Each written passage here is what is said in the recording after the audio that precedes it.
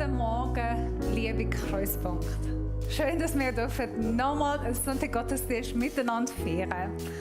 Habt ihr schon gemerkt, heute ist es ein bisschen anders. Es sieht anders bei uns aus.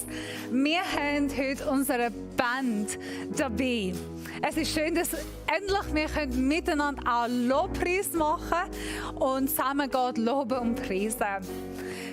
Ab nächste Woche, 14. Juni, wir können euch auch im Kreuzpunkt herzlich begrüßen.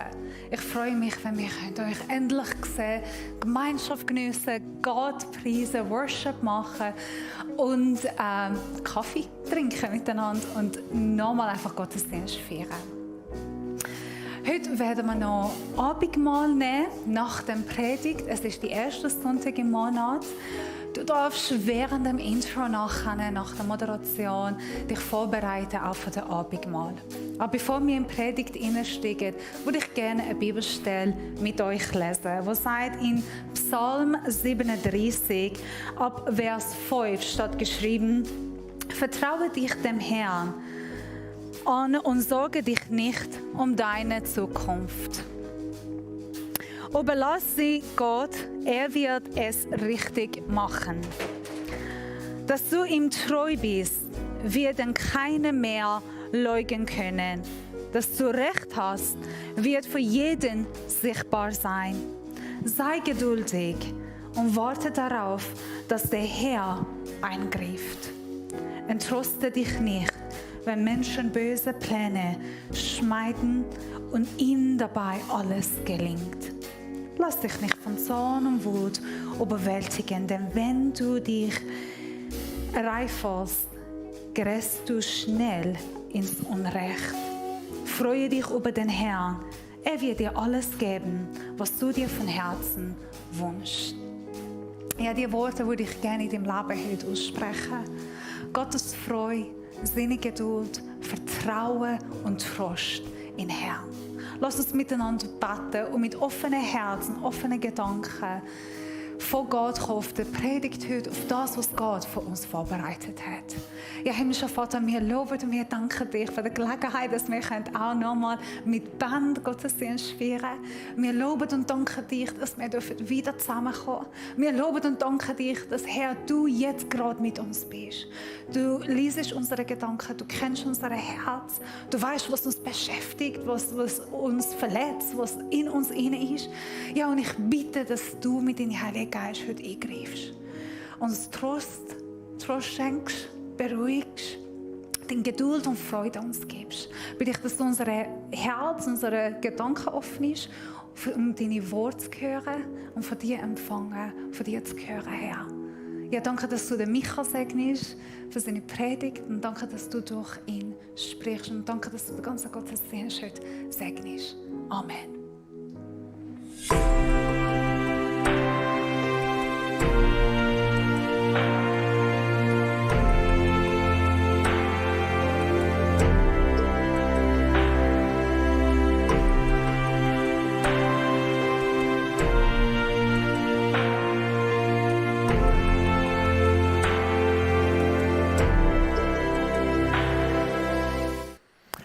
Essen ist anstrengend. Mal im Fall, Essen ist wirklich mega anstrengend. Weil, ich meine, du musst mal darüber nachdenken, jeden Tag 3 Mahlzeiten vorbereiten und immer schauen, dass du weißt, was du machen sollst. Und dann musst du das Zeug noch einkaufen und es hört nie auf. Du kannst nicht einfach mal finden, weißt du was, eine Woche tun wir jetzt mal nicht essen. Essen ist mir einfach zu anstrengend. In meinen Ferien lasse ich das bleiben. Nein, Essen ist einfach immer da und es ist anstrengend. Und wenn du jetzt findest, was redest du da, Micha? Was erzählst du da? Essen ist mega genüsslich, Essen ist mega cool und hey, du kannst am Tisch hocken und das geniessen und gute Gespräche damit während haben und das ist so ein Genussmoment. Dann bin ich mir sicher, dass du kein Kind hast. Genau, weil Essen mit Kind ist nämlich brutal anstrengend. Die Kinder haben ja so eine Art und Weise am Esstisch, die nehmen ja so Rollen ein, oder? So, Kinder haben so Rollen beim Essen. Zum Beispiel gibt es den Gemüseverweigerer. Klassische Rolle, kennen wir, mega populär. Einfach ein Kind, das partout nie, einfach nicht will Gemüse essen. Ein riesen Kampf und egal was du probierst, du kriegst das Kind nicht zum Gemüse essen. Also wenn es ein bisschen Grün auf dem Teller hat, dann ist der ganze Teller verseucht und das kann man nicht mehr anlangen und nicht mehr essen. Kennst du die Rollen, oder? Es gibt übrigens erwachsene Menschen, die wachsen nie zu dieser Rolle aus. Die sind heute noch konstant, konsequent Gemüseverweigerer. Ja, du weißt, wer du bist, wer ich meine, jetzt gerade, genau. Ich kenne erwachsene Männer, die nie daraus herausgewachsen sind und heute noch konsequente Gemüseverweigerer sind. Es gibt auch noch andere Rollen beim Essen. Kinder können auch Handballer sein beim Essen. Ihr Ziel ist einfach, möglichst viel Zeugs in der Gegend umrühren. Also das ist vor allem für kleinere Kinder, aber das ist zum Glück eine Rolle, aus der wachsen sie dann irgendwann raus. Aber irgendwie hast du das Gefühl, sie trainieren für ihre Karriere als Handballer. Also wenn ein Teller vor ihr steht, dann ist es nicht primär dazu da, zum Essen zu heben. Nein, es ist dazu da, zum mal einmal quer über den Tisch zu schmeißen. Ich meine, das muss auf den Boden, oder? Es geht nicht, dass das Zeugs auf dem Tisch bleibt. Der Handballer. Oder, vielleicht kennst du das auch. Also wir haben übrigens alle diese Rollen bei uns daheim. Das ist sehr fest aus meinem Leben jetzt gerade erzählt. Wir haben die Philosophin. Die hockt am Tisch und anstatt essen muss sie über alles andere nachdenken, was es gerade noch so gibt auf dieser Welt.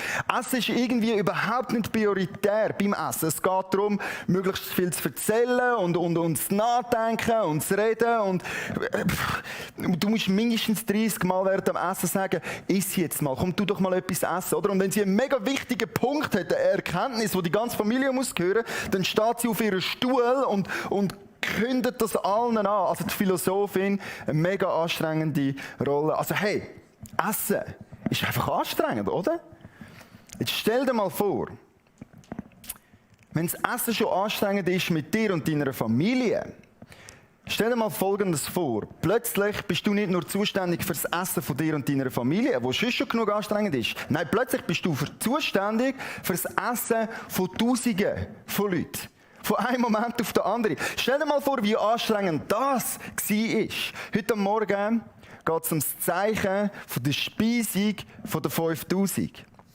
Und ich finde das persönlich eine mega coole und auch, wie soll ich sagen, eine humoristische Geschichte. Ich bin mir sicher, das hat einen Running Gag gegeben von dieser Geschichte nachher unter den Jüngern.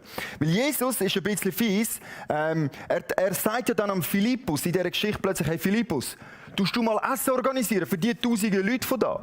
Und ich wünschte mir, ich hätte sein Gesicht können sehen in dem Moment, wo er so ohne weiteres einfach plötzlich zuständig war für Essen von tausenden von Menschen. Also wenn ich ein Jünger gewesen wäre, das wäre ein Running Gag, der wäre nie gestorben, weißt du? Dann irgendwann ist mal unterwegs, hey Philippus, weißt du, wo man da Essen kann organisieren kann? Und alle Jünger wieder, der Philippus, weisst du noch, wie er ausgesehen hat? Genau, hey, mega lustige Story eigentlich. Weil Jesus hat ja schon genau gewusst, was er machen will in dieser Geschichte. Und gleich hat er es irgendwie nicht können lassen, den Philippus da nochmal einen speziellen Spotlight zur Verfügung zu stellen. Aber hey, wir können sie gerade miteinander schnell lesen, miteinander den Bibeltext durchlesen. Und stell dir mal für eine Sekunde vor, du wärst der Philippus. Wir lesen Johannes 6, Vers 1 bis 15. Einige Zeit später fuhr Jesus mit dem Boot auf die Ostseite des Sees von Galiläa, auch der See von Tiberias genannt. Das ist wichtig, einfach für uns so kurze Nebenbemerkung, das sagt uns, wir sind wieder in Galiläa. Also wenn du gut aufgepasst hast in der vorherigen Predigtserie, dann weisst du, Galiläer, das sind die viel hören, viel sehen, aber nie glauben. Also wir sind wieder in dieser Region, gell? Große Menschenmengen folgten ihm dorthin, weil sie die Wunder sahen, die er an den Kranken tat. Er stieg auf einen Berg und setzte sich dort mit seinen Jüngern. Es war kurz vor den Tagen, in denen die Juden ihr Passafest feierten. Als Jesus die Menschenmengen sah, die zu ihm kamen, fragte er Philippus: Wo können wir so viel Brot kaufen, dass alle diese Leute zu essen bekommen? Jesus wollte ihn mit dieser Frage auf die Probe stellen. Er selbst wusste genau, was er tun wollte. Philippus entgegnete, selbst für 200 Denare würde man nicht genug Brot bekommen, um jedem auch nur ein kleines Stück zu geben. Ein anderer Jünger, Andreas, der Bruder von Simon Petrus, sagte zu Jesus: Hier ist ein Junge, der hat 5 Gerstenbrote und 2 Fische. Aber was ist das schon für so viele Menschen? Sorgt dafür, dass die Leute sich setzen, befahl Jesus. Der Ort, an dem sie sich befanden, war dicht mit Gras bewachsen. Als alle sich gesetzt hatten, die Zahl der Männer belief sich auf etwa 5000, nahm Jesus die Brote, dankte Gott dafür und ließ sie unter die Menge austeilen. Mit den Fischen machte er es genauso. Und jeder aß so viel er wollte. Als die Leute satt waren, sagte er zu seinen Jüngern: Sammelt auf, was übrig geblieben ist, damit nichts verdirbt. Die Jünger sammelten die Reste auf, die von den 5 Gerstenbroten übrig geblieben waren, nachdem alle davon gegessen hatten, und füllten 12 Körbe damit. Als die Leute begriffen, was für ein Wunder Jesus getan hatte, sagten sie: Das ist wirklich der Prophet, von dem es heißt, dass er in die Welt kommen soll. Halleluja! Endlich haben sie es begriffen, die guten Leute, oder? Hey, um das geht es in unserer Predigtserie. Es geht darum, dass Jesus Zeichen macht, auf das die Menschen etwas verstehen und etwas begreifen. Nämlich, dass er der Messias ist. Und endlich, es hat ein bisschen gedauert, gell? Wir sind in Galiläa, da braucht es ein bisschen mehr Wunder und ein bisschen mehr Zeichen, aber endlich haben es die Leute doch begriffen. Jesus ist der Prophet. Hey, super, wir können unsere Serie beenden, sie haben es begriffen. In unserer Serie geht es ja darum, 7 Zeichen, auf das die Menschen verstehen, wer Jesus eigentlich ist.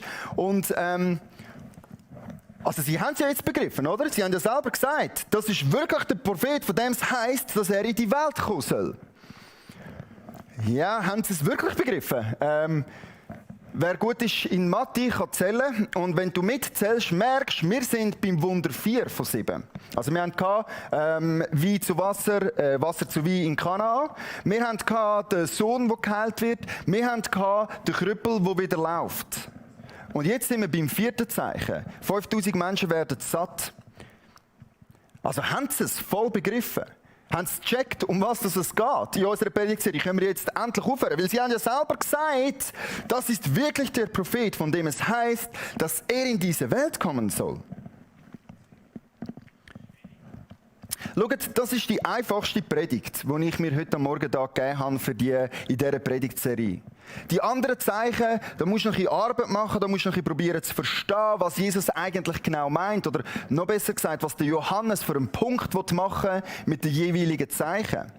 Also musst du ein bisschen arbeiten, ein bisschen überlegen und ein bisschen graben und Kommentare lesen. Bei diesem Wunder ist es so einfach wie bei keinem anderen Wunder. Weil Jesus selber in einem Gespräch nachher erklärt ganz genau, was es auf sich hat mit dem Wunder. Also ich muss heute Morgen eigentlich gar nichts machen. Mein Job ist eigentlich nur die Bibel vorlesen. Jesus erklärt die Bedeutung von dem Zeichen besser als jeder Pastor das je könnte. Lies mal mit mir im gleichen Kapitel, ein paar Vers später, den Dialog, wo Jesus, also wir haben leider nicht Zeit für den ganzen Dialog, wir können ein Snippets daraus rausnehmen, wo Jesus selber die Bedeutung von dem Zeichen nochmal erklärt. Johannes 6, 26 bis 27. Jesus entgegnete: Ich will euch sagen, warum ihr mich sucht. Ihr sucht mich nur, weil ihr von den Broten gegessen habt und satt geworden seid. Aber was Gott euch durch die Wunder sagen will, wollt ihr nicht verstehen. Statt euch nur um die vergängliche Nahrung zu kümmern, bemüht euch um die Nahrung, die Bestand hat und das ewige Leben bringt. Diese Nahrung wird euch der Menschensohn geben, denn ihn hat Gott der Vater als seinen Bevollmächtigten bestätigt. Also sie haben es nicht begriffen. Sie haben zwar gesagt, sie haben es begriffen. Sie haben zwar das Gefühl gehabt, sie haben es begriffen. Aber Jesus sagt ihnen jetzt noch mal einmal mehr: Liebe Leute, ihr habt es nicht begriffen. Ihr checkt nicht, um was es geht bei diesem Zeichen. Ihr habt das Gefühl, nur weil ihr ein bisschen Brot gegessen habt, dass ihr sie jetzt verstanden habt, dass ihr jetzt zu der Erkenntnis gekommen seid, um die das eigentlich geht. Gell? Also normalerweise funktioniert das ja. Wenn es einen nicht begreift, gibst du ihm mal etwas zu essen und dann hat er das Gefühl, du sagst der Messias. Normalerweise klappt das so, aber nicht in unserer Situation. Das, was wirklich zu verstehen gilt, haben die Menschen nicht begriffen. Und falls es da noch irgendwelche Fragezeichen gibt, ob sie es begriffen haben oder nicht, musst du mal die nächsten Verse lesen. Und also ich muss ehrlich sein mit euch, wenn ich das lese, die Bibelstelle, dann macht das tatsächlich emotionale Reaktionen in mir. Also wenn ich die Verse lese, werde ich wirklich so ein bisschen hässig. Komm, wir lesen es zusammen. Vielleicht geht es dir ja auch so, oder du verstehst dann vielleicht, wieso, dass man hässig werden könnte. Weil das ist jetzt nämlich die Antwort von dieser Menschenmenge, die mit Jesus unterwegs ist. Die sagen jetzt Folgendes. Doch nun sagten sie, wenn wir dir glauben sollen, dass du von Gott gesandt bist, dann lass uns ein Wunder, andere Übersetzungen sagen da, Zeichen sehen, dass es uns beweist. Wo bleibt dieser Beweis? Und du denkst einfach, liebe Leute, wo sind ihr gewesen? Die letzten... Das ist die gleiche Gruppe von Menschen, die mit Jesus am anderen Ufer war vom Teich, wo er Brot nimmt, wo mehr und mehr und mehr wird. Sie sind übrigens an dem Ort gewesen, weil Jesus vorher Kranke geheilt hat. Ah ja, Dämonen hat er auch noch austrieben. Und sie sind sogar dabei gewesen, wo er Wasser zu Wein gemacht hat. Also, und jetzt stehen die Leute da, die gleichen Leute, die vorher gesagt haben, ah wow, schau mal das Wunder, das ist der Messias. Die gleichen Leute sagen jetzt zu Jesus, wie wär's, wenn du tatsächlich das Gefühl hast, wir würden dir einfach so glauben, dass du der Messias bist. Wie wär's, du würdest mal ein Wunder tun für uns. Und du denkst einfach, was muss dann sein? Was stellt ihr euch vor? Wie könnt ihr Zeugen von Wunder nach Wunder nach Wunder zu Jesus kommen und ihm sagen, wenn du wirklich der Messias bist, dann mach mal ein Zeichen. Und sie haben sogar noch eine Idee, was das Zeichen könnte sein, oder? Sie sind immerhin insofern und haben einen Vorschlag, was Jesus dann machen sollte, oder? Es ist ja nicht so, als hätten sie keine kreativen Gedanken. Also sie haben einen Vorschlag. Und ihr Vorschlag ist nämlich folgender. Damals in der Wüste haben unsere Vorfahren Manna gegessen, wie es ja auch in der Schrift heißt. Brot vom Himmel gab er ihnen zu essen. Also quasi Jesus, wie wär's, wir haben ja einen Vorschlag, oder? Es ist ja nicht so, als hätten wir keine kreativen Gedanken. Was für ein Wunder wir dann gerne würden sehen. Wir würden gerne das sehen. Wie wär's, du würdest wie der Mose mal für 40 Jahre lang Brot vom Himmel regnen lassen. Ich meine, es war ja cool gewesen, dass du einfach so Brot vermehrt hast, aus nichts, wo eigentlich ja das Gleiche ist. Aber wir hätten gerne trotzdem, dass du Brot vom Himmel regnen lassen für 40 Jahre. Und da müssen wir kurz erklären, wieso dass sie den Gedanken oder wieso dass sie auf die Idee kommen, dass er das machen sollte. Es ist ja so, vielleicht weisst du das ja schon, dass wo Jesus auf die Welt gekommen ist, die Juden haben einen Messias erwartet. Also die messianische Erwartung war sehr präsent gewesen. Und die Juden haben auch klare Vorstellungen gehabt, was der Messias sollte sein, was er sollte machen und was alles muss passieren, zum beweisen, dass der jetzt da ist, tatsächlich der Messias ist.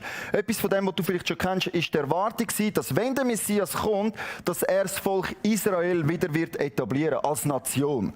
Quasi, also klarer Fall, im Moment sind die Römer da, die beherrschen uns. Wenn der Messias kommt, ist ja logisch, der Messias wird kommen und die rausbauten. Also die müssen gehen. Wir werden wieder unser souveränes Königreich haben und der Messias wird der König sein. Eine von diesen Erwartungen. Eine andere populäre Erwartung oder Vorstellung war, dass Jesus quasi die Rolle von Moses erfüllen. Neben der Rolle vom Elia. Das sind die zwei grossen, wichtigen Personen aus dem Alten Testament. Und sie haben gedacht, wenn der Messias kommt, wird er klar wieder so ein Moses-Typ sein. Und es hat Leute gegeben, die haben wirklich erwartet, dass wenn der Messias kommt, dass es wie dazumal wieder 40 Jahre lang wird Manna vom Himmel regnen. Also es ist verlinkt mit einer messianischen Erwartung. Es war ja nicht einfach nur so eine Jux-Idee, die sie hatten, sondern sie haben schon einen Grund gehabt, wieso sie das Gefühl hatten, Jesus müsste jetzt genau so machen. Und Jesus erfüllt die Erwartung sogar. Und zwar noch viel besser, als Moses je hätte können, was ja klar wird in diesem Gespräch. Jesus macht so klar, schau, Moses war einfach ein Diener gewesen. Er ist gebraucht worden von Gott. Ich bin Gott. Ich bin wie das Manna, das gekommen ist vom Himmel. Und weisst was? Nach 40 Jahren ist mit mir nicht fertig. Wo es auf Kanaan gegangen ist, einen Tag später, hat es kein Manna mehr gegeben vom Himmel. Mit mir hört es nie auf. Ich bin das Manna, das dich satt macht, bis in alle Ewigkeiten. Seine Antwort auf den Punkt oder auf die Frage, hey, könntest du nicht Manna vom Himmel regnen lassen, ist folgendes, in Johannes 6, 48 bis 51. Ich bin das Brot des Lebens. Eure Vorfahren, die in der Wüste das Manna gegessen haben, sind gestorben. Hier aber ist das wahre Brot, das vom Himmel herabkommt. Wer davon isst, wird nicht sterben. Ich bin das lebendige Brot, das vom Himmel herabgekommen ist. Wenn jemand von diesem Brot isst, wird er ewig leben. Dieses Brot, das ich ihm geben werde, ist mein Fleisch. Ich gebe es hin für das Leben der Welt. Hey, was für ein mega genialer Punkt macht Jesus da auf die Frage, auf die Bitte, hey, könntest du nicht bitte Manna vom Himmel regnen lassen, dass wir satt sind für die nächsten 40 Jahre? Jesus sagt ganz deutlich und klar, schau mal, die Menschen sind zwar satt geworden für 40 Jahre, aber nachher haben sie erstens wieder Hunger gehabt, weil sie auf Kanaan über den Fluss hineingegangen sind, und zweitens, die sind alle gestorben. Was ihr heute von mir bekommt, ist noch so viel besser, ist noch so viel schönere, krassere, stärkere Zeichen. Ich werde mein eigenes Leben geben, mein Leib wird zerbrochen werden, auf das du darfst satt werden. Und zwar so satt, wie du dir es gar nicht vorstellen kannst, wo viel weiter und viel tiefer geht, als deine natürlichen Bedürfnisse sein könnten. Ich werde deine inneren Bedürfnisse, deine Seele werde ich satt machen. Das Loch, das du in dir innen empfindest und vielleicht fragst, ist das gewesen? Ich habe alles, ich habe Essen, ich habe Haus, ich habe Familie, ich habe alles, und trotzdem ist in mir innen die Leere, der Hunger nach mehr. Und Jesus sagt, ich bin das Manna, wo diese Bedürfnisse stellt. Ich bin noch so viel mehr, als ihr euch je vorstellen könnt. Vergesst mal Manna in der Wüste. Ich bin das wirkliche, das wahre Brot, wo deinen Hunger stillt auf immer und ewig. Du wirst nicht mehr sterben, verstehst du? Das Volk Israel war. Die sind alle gestorben. Wenn du von dem Brot isst, von dem, was ich dir heute möchte geben, mit dem Zeichen, das ich da habe, möchte ich, dass du verstehst. Ich bin das Brot, das für dich gehst. Willst du ewig leben? Dann iss von meinem Leib. Menschen haben das in dem Moment dann nicht verstanden. Nicht einmal seine eigenen Jünger haben es verstanden. Ich glaube, das ist in der Retroperspektive eine mega geniale Erkenntnis geworden. Wo Jesus am Kreuz gestorben ist und sein Leib, das Brot, gebrochen wird. Und als er wieder auferstanden ist, haben die Menschen in der Retroperspektive verstanden, was das Zeichen bedeutet hat. Hey, ich habe noch eine Frage. Jesus ist das Brot vom Leben. Wer ist eigentlich der Held in dieser Geschichte von der Speisung von der 5000? Jesus ist natürlich immer die richtige Antwort, gell? Das lernst du im ersten Jahr Bibelschule. Wenn du die Frage nicht weißt, sagst du einfach Jesus. Die Chance ist ziemlich hoch, dass die richtige Antwort ist, gell? Aber man sagt, Jesus, genau, korrekt. Aber wer könnte noch der Held sein, außer Jesus in dieser Geschichte? Ich glaube, der Held von unserer Geschichte ist der kleine Bub. Hier ist ein Junge, der hat 5 Gerstenbrote und 2 Fische. Ich glaube, der Bub ist der Held von dieser Geschichte, von der Speisung von der 5000. Ich glaube, es ist nicht Zufall, dass es ein Bub ist, ein Kind. Jesus selber sagt, wer nicht glaubt wie ein Kind, kann nicht in mein neues Königreich hineinkommen. Und da findest du in dieser Geschichte einen Bub, wo das, was er hat, 5 Gerstenbrot und 2 Fische, musst du wissen, das ist arme Menschen ihres Essen. Arme Menschen essen Gerstenbrot. Die nicht viel zu essen haben, die nicht viel Geld haben, die können sich Gerstenbrot leisten.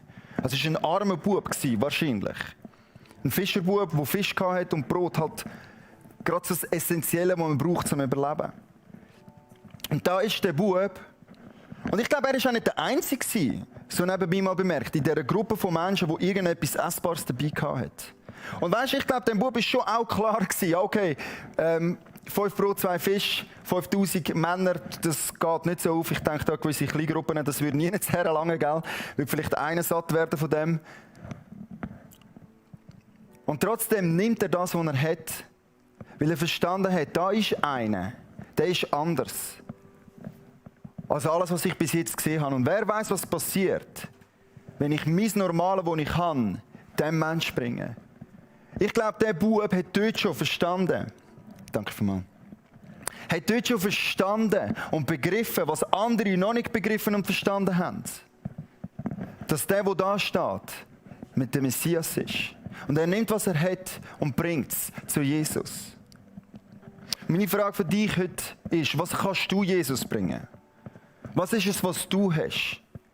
Wo du ihm Wissen und Vertrauen, dass Jesus wirklich ist, was er sagt und dass er tut, was er sagt.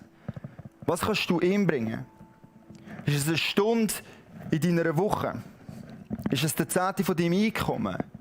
Ist es Beziehungen mit deinen Nachbarn? Was ist es? Etwas ganz Normales. Es muss nicht einmal etwas Spezielles sein. Aber was ist es, was du hast, wo du Jesus kannst bringen? Weil ich glaube nämlich, Jesus würde es gerne nehmen. Und er würde dich gerne in seiner Geschichte involvieren. Verstehst du? Das ist die Schönheit von diesem Wunder. Jesus hat einfach den Himmel auftun und Brot vom Himmel fallen lassen. Klar, kein Thema. Er konnte die Schleusen auftun und es wäre einfach so runtergeregnet. Vielleicht hat es auch die richtigen Leute dann gerade noch getroffen. Das wäre noch so ein schöner Nebeneffekt gewesen. Aber nein, er hat Menschen involviert, die dort waren. Hey Philippus, wo können wir da Brot herbekommen? Ich glaube, der Philippus hat die Lektion sein Leben lang nie mehr vergessen. Mama mia, das nächste Mal, wenn ich irgendetwas brauche, frage ich zuerst mal Jesus, bevor ich irgendwie probiere, mit dem Geld, das ich habe, irgendwoher irgendetwas zusammenzukratzen. Ich glaube, die Lektion hat er gelernt. Der Bub, der sein Ding gebracht hat, das, was er hatte, ist gebraucht worden in dieser Geschichte von Jesus. Die Jünger sind dazu aufgefordert worden, Teil zu sein von dem, was Jesus am Machen war. Er hat gesagt, hey, ihr geht und schaut, dass die Leute her sitzen. Ihr Jünger geht und die Überreste zusammensammeln. Ihr sind Teil von dem, was ich da mache. Du kannst Teil sein von dem, was Jesus in unserer Region machen möchte. Wenn du das nimmst, was du hast und ihm bringst, im Vertrauen darauf, dass Jesus Messias ist und dass er das nimmt und vermehrt. Dass er aus dem, was du hast, noch so viel mehr machen kann. Also bist du bereit, Jesus das zu geben, was du hast, auf das er es nehmen kann und das damit machen, was er machen möchte. Er wird dich gerne in seine Geschichte involvieren, die er möchte schreiben hier in unserer Region. Wir haben vorher davon geredet, dass Jesus den Hunger stillt, den nichts anderes stillen kann. Und vielleicht bist du jetzt am Zuschauen und merkst, der Hunger, der gibt es Realität, der ist real in meinem Leben. Du hast zwar irgendwie alles, was du könntest brauchen und wollen, aber der Hunger ist trotzdem da. Das Wissen, dass es mehr muss sein als das, was du hast, dass es noch mehr gibt als das, was du im Moment bist. Und ich glaube, das ist absolut wahr. Jesus ist die Antwort. Er ist das Brot, die Nahrung, die diesen Hunger stillen kann. Er ist es, wo deine Seele satt machen kann. Er ist es, wo dein Leben ewig wird weitergehen lassen. Und ich möchte dich heute Morgen fragen, hast du das Angebot von Jesus in deinem Leben jemals angenommen? Ich möchte schnell 2-3 Minuten Zeit nehmen und erklären, was das bedeutet, ganz genau, ein Leben mit Jesus leben. Das Brot zu essen, das dich satt macht und das deine Verlangen und Bedürfnisse stillt. Viel besser als jedes Brot auf dieser Welt, das je könnte. Schau, die Realität ist folgendes. Jesus ist auf die Welt gekommen und hat sein Leib gebrochen für dich und mich. Aber vom Anfang an. Das war nötig, weil wir Menschen nicht so gelebt haben, wie wir eigentlich hätten sollen. Verstehst du, Gott hat dich gemacht. Er hat dich gut gemacht.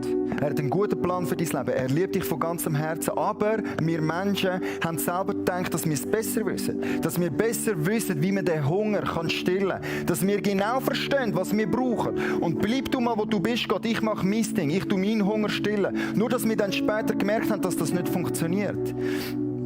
Das ist, was die Bibel Sünde nennt. Und du musst nur wissen, das ist etwas, das dich trennt von Gott. Wenn du das Gefühl hast, du wüsstest es besser. Das ist einfach die Trennung zwischen dir und Gott. Und es wird dich immer suchend, in einem suchenden Status bleiben lassen. Und Jesus hat das Problem gesehen. Darum ist er auf die Welt gekommen und hat sein Leib gebrochen, hergegeben, die Strafe gezahlt, die Brücke überbauen, dass du wieder zurück zum Vater kommen kannst. Und alles, was du heute machen musst, ist die Vergebung von Jesus Christus annehmen. Ihn in dein Leben hineinlassen und ihm sagen, Jesus, ich habe es selber probiert, es geht nicht. Ich vertraue dir, ich gebe dir mein Leben hin, komm du und still du meinen Hunger in meinem Leben. Nimm du meine eigenen Versuche, meine Fehler, die ich gemacht habe, weg. Ich glaube, dass du wirklich der Sohn Gottes bist. Ich glaube, dass du das Brot bist, wo satt macht. Weil du gestorben bist am Kreuz. Weil du verstanden bist. Wenn du das annehmen willst, heute Morgen, dann musst du nur dich entscheiden für Jesus. Und wir machen es jetzt so, ich tue ein Gebet vorbeten. Und du darfst dort, wo du bist, daheim mitbeten. Wenn du zum allerersten Mal die Entscheidung möchtest treffen, dann ist das für dich jetzt eine Einladung, das Gebetsbett. Ich tue es vorbeten und du darfst, wo du bist, mitbeten. Herr Jesus Christus, ich danke dir, dass du meinen Hunger stillen willst. Und ich erkenne, dass ich das selber nicht kann. Ich bitte dich, vergib du mir meine Fehler. Für alles das, was ich selber probiert habe und es nicht funktioniert hat. Wo ich gegen deinen Plan verstoßen habe. Ich möchte heute deine Vergebung annehmen, Jesus. Ich sage, dass ich mein Leben dir hingebe. Amen. Amen, Amen und Amen. Hey, so gut, wenn du das Gebet heute zum ersten Mal gebetet hast, dann bist du herzlich willkommen in Jesus genialer Familie. Und ich möchte dich bitten, wir haben auch unterhalb von dem YouTube-Video gibt's einen Link mit einem simplen Kontaktformular. Ich finde es mega cool. Wenn das wirklich das erste Mal war, wo du das Gebet gebetet hast, füll doch das aus, dass wir Kontakt mit dir aufnehmen können. Weil es gibt noch so viel mehr, was du kannst wissen und lernen über den Jesus. Also wenn das dein erste Mal war, wo du das gebetet hast, dann füll doch das Formular auf und tritt in Kontakt mit uns, dass wir dir weiterhelfen können und dass wir uns auch mit dir zusammen freuen können. Ist das okay? Ich würde mich freuen, wenn du das machen würdest. Hey, wie Sabrina in der Einleitung schon gesagt hat, das ist eine Predigt, wo du das Abendmahl nicht machen kannst. Also das musst du machen, das Abendmahl. Und darum, wenn du jetzt nicht bereit bist, kein Problem, du schnell Pause machen. Geh schnell in deine Küche, such Zeugs zusammen, die funktionieren als Abendmahl. Irgendetwas Brotiges und irgendetwas Flüssiges. Weil es geht heute ums Zeichen. Also wenn du nicht Brot hast und wenn es nicht Traubensaft ist, den du daheim hast, du darfst trotzdem das holen, was du hast. Es geht ums Zeichen und die Symbolik dahinter. Ich möchte vorlesen aus dem Lukas 22, wo Jesus Folgendes sagt. Wo wir Folgendes geschrieben haben. Dann nahm er Brot, dankte Gott dafür, brach es in Stücke und gab es den Jüngern mit den Worten, das ist mein Leib, der für euch hingegeben wird. Tut das, um euch an mich zu erinnern. Jesus, wir danken dir für dein Leib, das du für uns hingegeben hast. Danke vielmals, hast du ihn gebrochen für uns. Merci vielmals dürfen wir das jetzt einfach in Erinnerung an dich auch brechen. Als Zeichen, für was du da hast für uns, brechen wir das jetzt und wir nehmen es ein, im Wissen, dass du dich für uns hingegeben hast.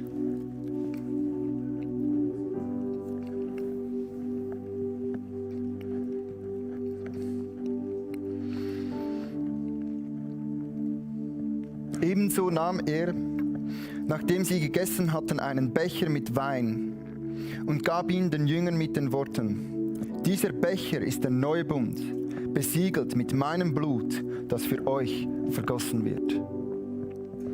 Wir dürfen den Kelch nehmen im Wissen, dass das Jesus sein Blut symbolisiert, dass es ein Zeichen ist, was Jesus da hat für uns.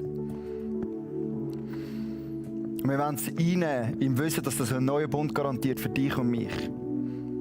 Dass unsere Schuld wahrhaftig vergeben ist.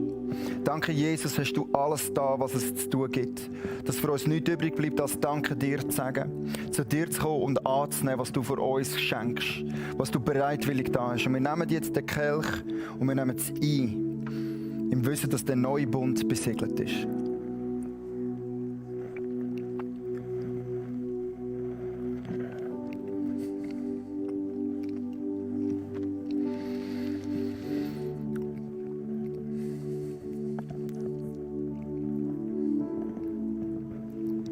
Bevor wir jetzt einsteigen in eine Zeit vom Lobpreis, haben wir noch etwas Spezielles für euch vorbereitet, respektive Silvana hat etwas Spezielles vorbereitet. Ein Spoken Word, also kreative Art und Weise, um nochmal über die Serie nachzudenken. Darf dich gerne einladen, komm doch führen.